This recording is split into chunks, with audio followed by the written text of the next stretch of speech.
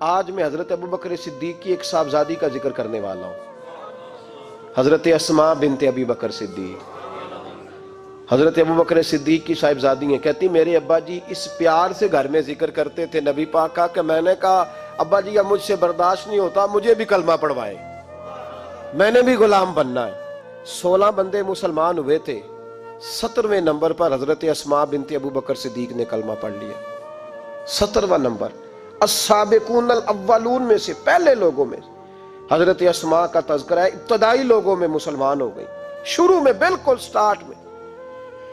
اللہ نے انہیں 100 سال کے قریب عمر عطا فرمائی ہے۔ یہ 1 صدی کا قصہ ہے، 2-4 برس کی بات نہیں۔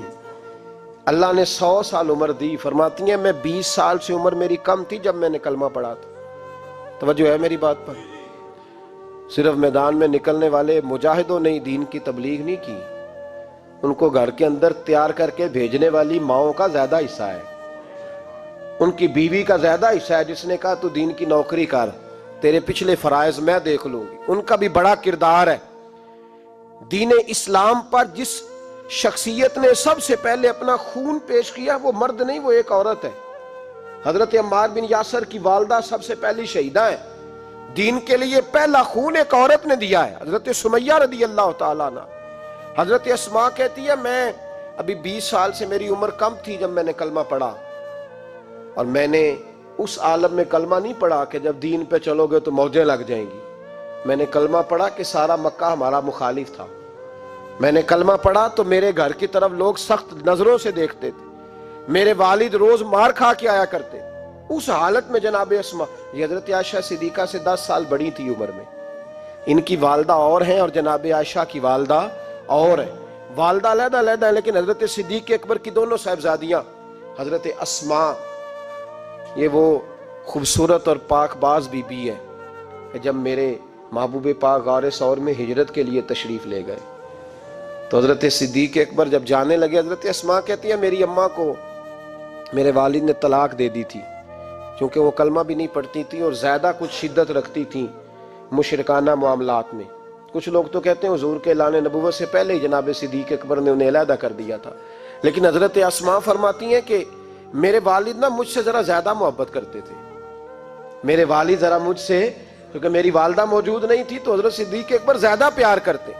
لیکن حضرت اسماء کا یہ بھی کمال دیکھیں، بخاری شریف میں حدیث موجود ہے، حضرت اسماء کہتی ہیں میری مشرکہ ماں مجھ سے ملنے آئی، کئی سالوں کے بعد دروازے کے باہر آ کے اماں نے آواز دی اسماء تیری ماں آئی ہے، تو حضرت اسماء تیزی سے اٹھی، ماں ملی ہے نا کئی سالوں کے بعد، لیکن جا کے بغل گیر نہیں ہوئی، بلکہ اماں دروازے پہ تھی تو جناب اسماء نے اندر سے کنڈی لگا لی، دوڑ کے اٹھ کے کنڈی لگائی اور کہا جاؤ حضرت عائشہ صدیقہ کو میرا پیغام دو کہ محبوب سے پوچھ کے بتائیں کہ مشرکہ ماں آئی ہے، اگر نبی پاک کہیں گے تو اماں سے ملوں گی، اس لیے کہ میرا سارا کچھ میرے نبی سے وابستہ ہے، میرا سارا کچھ محبوب کے قدموں سے وابستہ ہے، حضور اجازت دیں گے، یہ بخاری مسلم میں موجود، پھر ملوں گی۔ تو حضرت اسماء کا جب پیغام گیا تو نبی پاک علیہ السلام نے فرمایا وہ مشرکہ ہے تو خود ہی اللہ اس سے پوچھ لے گا، اسماء سے کہو تمہاری تو ماں ہے نا، تم تو ملے نا، میرا ابا جی ظالم ہی بڑا ہے، حضرت جی آپ کو نہیں پتا بڑے ظالم ہیں، انہوں نے میرے ساتھ بڑی زیادتیاں کی ہیں۔ او بھائی،